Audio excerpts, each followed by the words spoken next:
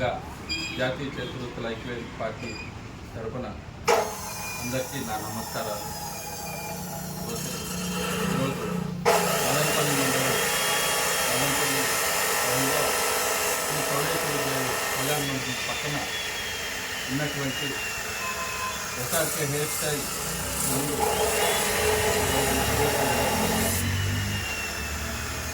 పోతే స్పెషల్గా BC corporation కింద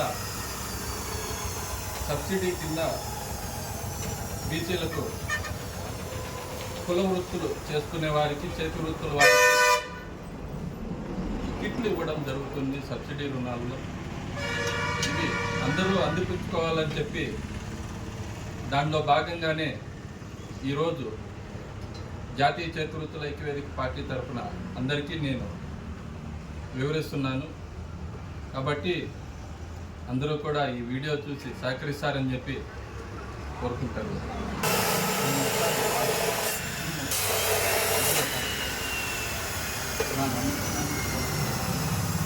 నేను జాతీయ చేతివృత్తుల ఐక్యవేదిక పార్టీకి వచ్చాను.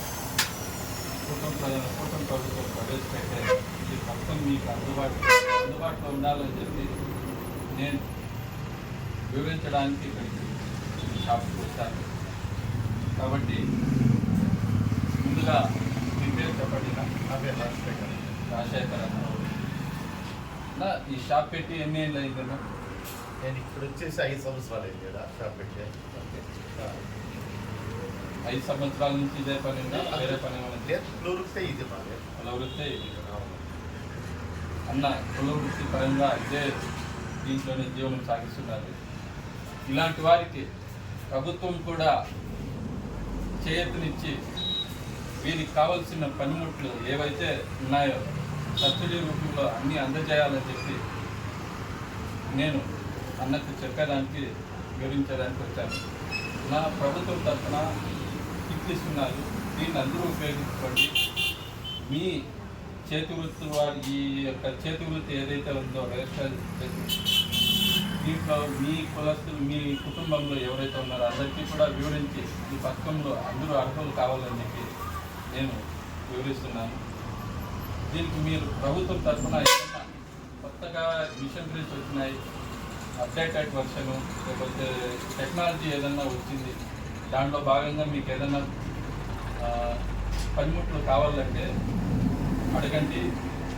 ఎంపీడీఓ గారికి లెటర్ పెట్టడం వల్ల వారు ప్రభుత్వానికి లెటర్ పెట్టి మీకు ఆ పనిముట్లు అందించే విధంగా ప్రభుత్వం చర్యలు తీసుకుంటుంది.